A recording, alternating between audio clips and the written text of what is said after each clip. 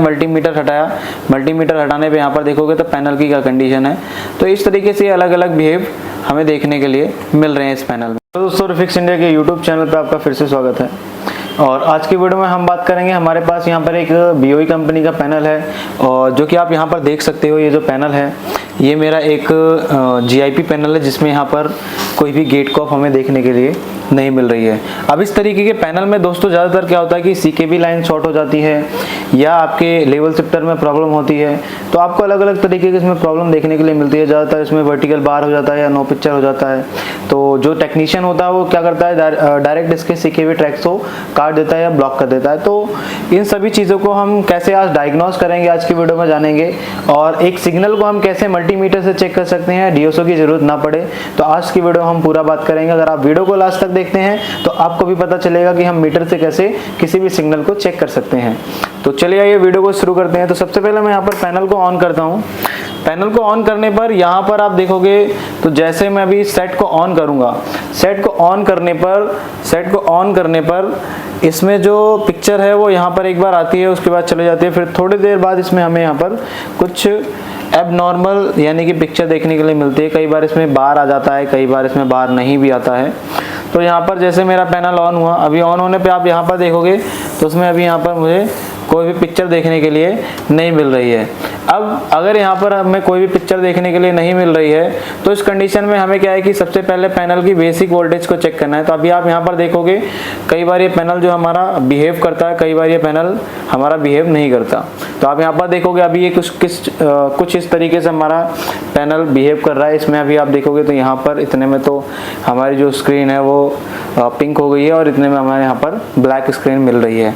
अब दोस्तों इस तरीके की दिक्कत हमें कहीं से भी देखने के लिए मिल सकती है और इस प्रॉब्लम को सॉल्व करने के लिए सबसे पहले आपको बेसिक वोल्टेज को चेक करना है।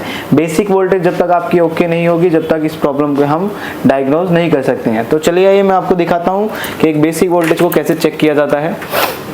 मल्टीमीटर को आपको लगा लेना है सबसे पहले यहाँ पर DC वोल्ट की रेंज पर। DC वोल्ट की रेंज पे लगाने के बाद दोस्तों यहाँ पर सबसे पहले आपको करना क्या है, आपको यहाँ पर बेसिक वोल्टेज चेक करनी है। और यहाँ पर अगर मैं आपको दिखाता हूँ तो यहाँ पर आप देखोगे तो ये 12 वोल्ट की सप्लाई है और ये 12 वोल्ट की सप्लाई फ्यूज पे मेरी बिल्कुल परफेक्ट तरीके से ओके बन रही है। अब ये 12 वोल्ट की सप्लाई बनने के बाद अगर आप देखोगे तो जैसे मैंने मल्टीमीटर हटाया, मल्टीमीटर हटाने पे यहाँ पर देखोगे तो पैनल की क्या कंडीशन है। तो इस तरीके से अलग अलग बिहेव हमें देखने के लिए मिल रहे हैं इस पैनल में। तो आगे अगर हम चेक करते हैं तो यहाँ पर ये जो 12 वोल्ट की सप्लाई है ये सबसे पहले हमारे इस DC टू DC IC में जाते हैं। तो यहाँ पर कुछ PF लगे हैं जिसपे हम चेक करते हैं। तो इस पर हम अगर देखते हैं तो यहाँ पर जो 12 वोल्ट की सप्लाई है वो देख लेते हैं कहाँ पर आ रही है। तो यहाँ से आप देखोगे तो ये 12 वोल्ट की सप्लाई है और ये 12 वोल्ट की सप्लाई जैसे ही इस IC को यहाँ पर मिलते हैं तो 12 वोल्ट मिलने के बाद दोस्तों होता ये है कि ये IC सबसे पहले यहाँ पर 3.3 वोल्ट बनाती है, जबकि DC टू DC IC है। और यहाँ पर अगर आप देखोगे तो 3 वोल्ट की सप्लाई मेरी बिल्कुल परफेक्ट तरीके से बन रही है। अब ये 3 वोल्ट बनने के बाद दोस्तों ये 3 वोल्ट की सप्लाई चली जाती है हमारे इस टीकॉन IC में और यहाँ पर रोम IC की पिन नंबर 8 पे। तो रोम IC की पिन नंबर 8 पे अगर मैं देखता हूँ तो यहाँ पर मुझे 3.3 वोल्ट की सप्लाई मिल रही है। अब ये 3.3 वोल्ट मिलने के बाद दोस्तों यहाँ पर अगर हम टीकॉन पे चेक करते हैं तो टीकॉन पे अगर हम देखेंगे तो यहाँ पर 1.2 वोल्टेज मिल रही है और 1.2 के साथ साथ अगर हम देखते हैं तो यहाँ पर 3 वोल्ट की सप्लाई हमें ये भी मिल रही है। अब दोस्तों जैसे ही इस IC की रिक्वायरमेंट पूरी होती है तो ये IC एक इनेबल सिग्नल भेजती है इस DC टू DC IC को। जैसे ही इस DC टू DC IC को यहाँ पर इनेबल वोल्टेज मिलते हैं तो इसकी जो सबसे पहली वोल्टेज है वो दोस्तों यहाँ पर AVDD वोल्टेज बूस्ट होती है। और यहाँ पर अगर मैं इस कॉइल पे चेक करता हूँ तो इस कॉइल के जो ये डायोड का सिरा इससे जुड़ा होता है और इस डायोड के एनोड पे अगर चेक करूँगा तो मुझे 12 वोल्ट की सप्लाई मिलेगी। ये जो सप्लाई है दोस्तों यहाँ पर फ्रीक्वेंसी के साथ होती है। और आगे अगर हम इसके डायोड के कैथोड सिरे पे चेक करते हैं तो यहाँ पर जो हमें वोल्टेज है वो हमें यहाँ पर AVDD वोल्टेज बूस्ट मिलेगी। तो यहाँ पर ये AVDD वोल्टेज बूस्ट मिल रही है दोस्तों। अब ये AVDD वोल्टेज बूस्ट मिल रही है यानी कि हमारा जो DC टू DC सर्किट है वो काम कर रहा है। आगे अगर हम देखते हैं तो ये AVDD बनने के बाद दोस्तों यहाँ पर हमें HAVDD मिलना चाहिए। तो यहाँ पर अगर आप देखेंगे तो यहाँ पर एक टेस्टिंग पॉइंट है जिसका नाम है HAVDD। तो इसको यहाँ पर मैं आपको दिखा देता हूँ। तो इस HAVDD पे अगर मैं यहाँ पर चेक करता हूँ तो यहाँ पर देखोगे यहाँ पर जो वोल्टेज है मुझे 8 वोल्टेज के अराउंड मिल रहे हैं जो कि AVDD का हाफ वोल्टेज होता है। यानी कि दोस्तों ये वोल्टेज जो है हमारी बिल्कुल परफेक्ट तरीके से बन रही है।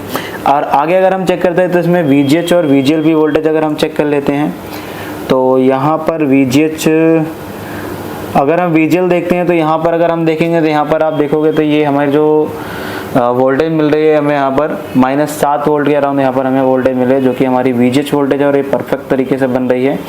और आगे अगर आप देखोगे तो यहाँ पर एक VGH का पॉइंट है, उस VGH के पॉइंट पर अगर मैं चेक करता हूँ तो मुझे यहाँ पर एक बूस्ट वोल्टेज की सप्लाई मिलनी चाहिए, जो कि यहाँ पर 30 वोल्ट की सप्लाई है और ये भी हमें बिल्कुल परफेक्ट तरीके से मिल रही है, इसमें भी कोई भी वेरिएशन या कोई भी फ्लक्चुएशन नहीं है। अब दोस्तों इस तरीके की जो वोल्टेज हैं, सारी वोल्टेज अगर बन रही हैं और तब भी आपका पैनल इस तरीके से प्रॉब्लम कर रहा है, तो इस कंडीशन में दोस्तों आपको सबसे पहले करना क्या है कि यहाँ पर देखोगे तो आपके पास यहाँ पर ये लेवल शिफ्टर आईसी है और लेवल शिफ्टर आईसी में अगर हम यहाँ पर देखते हैं तो इसको चलने के लिए VGH वोल्टेज चाहिए होती है और VGH वोल्टेज अगर आप देखोगे तो यहाँ पर 30 वोल्ट की सप्लाई बिल्कुल परफेक्ट तरीके से आ रही है। VGH के साथ साथ यहाँ पर इसको VGL वोल्टेज भी चाहिए होती है और यहाँ पर VGL वोल्टेज भी इसको -7 वोल्ट मिल रही है। अब दोस्तों जब इसकी VGH और VGL दोनों वोल्टेज मिलते हैं तो यहाँ पर दोस्तों आप देखोगे तो यहाँ पर कुछ रेजिस्टेंस लगे हुए हैं। अब इन रेजिस्टेंस को आपको बहुत ही बारीक से चेक करना होता है, क्योंकि कई बार रेजिस्टेंस भी आपके ओपन मिल सकते हैं और जिसकी वजह से इस तरीके की प्रॉब्लम आ सकती है। लेकिन आपको अगर कंफर्म करना है भाई ये रेजिस्टेंस ओपन है या फिर जो दिक्कत है हमारी टिकोन आईसी के आसपास से है, तो इसका एक तरीका मैं आपको बताता हूँ। कभी भी आप सिग्नल को चेक करते हो तो कभी भी सिग्नल अगर आपके पैनल में मिसिंग होगा तो आपके हाथ लगाने से आपका जो DC टू DC जो आपका टिकोन सर्किट है और जो आपका लेवल शिफ्टर का सर्किट है, अगर इनके पास हाथ लगाने से आपका बिहेव होता है तो आपको पता चल जाएगा भाई जो प्रॉब्लम है वो आपको यहीं से देखने के लिए मिल रही है। जबकि मैं यहाँ पर अभी हाथ लगा रहा हूँ तो मुझे यहाँ पर कोई भी पैनल में बिहेव नहीं मिल रहा। और अगर मैं यहाँ पर गेट कॉफ पे मतलब कि यहाँ पर अगर मैं गेट पे यहाँ पर हाथ लगाता हूँ तो दोनों साइड पे अगर मैं यहाँ पर करता हूँ तो मुझे यहाँ पर कोई भी बिहेव नहीं मिलता। अगर मैं सीधा मैं इस टिकोन सेक्शन पे अगर मैं हाथ लगाता हूँ तो मैं देखूंगा कि मुझे यहाँ पर क्या बिहेव मिलता है। तो आप यहाँ पर देखोगे पैनल मेरा बिहेव करता है। यहाँ पर अगर मैं हाथ लगाता हूँ तो अलग अलग जाए, ये देखो आप यहाँ पर देखोगे ये मेरा पैनल बिहेव करता है। तो इस तरीके से हम पता कर सकते हैं कि भाई जो हमारा जो सिग्नल है वो मिसिंग है या नहीं, क्योंकि जब भी कोई सिग्नल मिसिंग होता है तो जब हम हाथ लगाते हैं तो हमारा जो पैनल है वो अलग अलग बिहेव करता है। तो जैसा आप देखोगे यहाँ पर जितनी बार मैं हाथ लगा रहा हूँ उतनी बार ये अलग अलग बिहेव कर रहा है।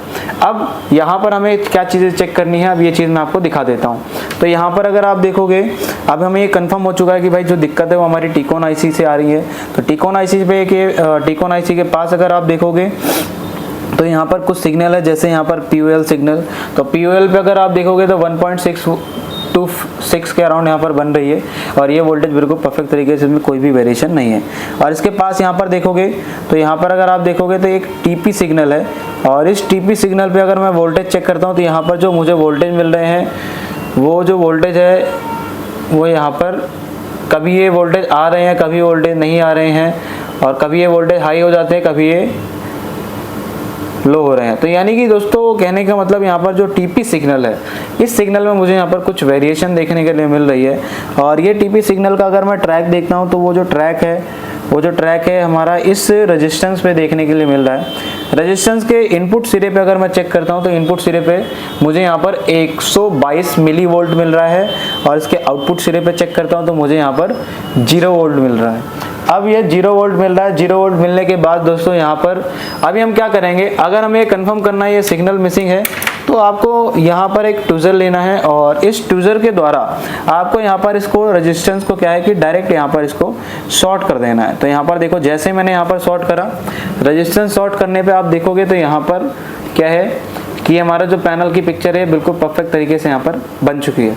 अब हम सबसे पहले क्या काम करेंगे, इस रेजिस्टेंस को चेंज करेंगे और रेजिस्टेंस को चेंज करने पे हमारी जो प्रॉब्लम है वो सॉल्व हो जाएगी। तो पैनल को कर लेते हैं हम बंद और बंद करने के बाद यहाँ पर हम इस रेजिस्टेंस को चेंज कर देते हैं।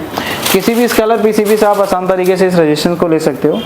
तो कोई भी आप PCB ले लो और किसी भी PCB से आप इस रेजिस्टेंस को उठा लो, ये रेजिस्टेंस काम कर जाएगी। तो यहाँ पर इस रेजिस्टेंस को चेंज कर लेते हैं हम। तो अभी आप देखोगे दोस्तों यहाँ पर हमने जो रेजिस्टेंस इसको चेंज कर दिया। अब इसकी जो वैल्यू है मैं आपको एक बार चेक करा देता हूँ। तो वैल्यू यहाँ पर अगर आप देखोगे तो अभी जो मैंने वैल्यू लगाई है वो यहाँ पर 0.2 ओम्स की रेजिस्टेंस लगाई है।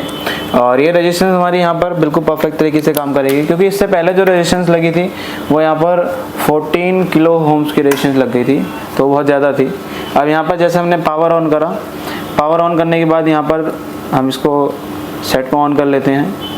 सेट को ऑन करने पर अगर अभी भी कंडीशन सेम है तो उसमें फिर हमें यहाँ पर टिक-ऑन पे काम करने की ज़रूरत पड़ेगी, लेकिन अगर अभी कंडीशन सेम नहीं रहती तो हमारे पैनल ओके हो जाएगा। अब आप यहाँ पर देखोगे तो हमारा जो पैनल है इसमें जो पिक्चर है बिल्कुल परफेक्ट तरीके से बन चुकी है। और यहाँ पर अगर मैं आउटपुट वोल्टेज की बात करूँ तो वो वोल्टेज भी आपको चेक करा देता हूँ। अगर मैं यहाँ पर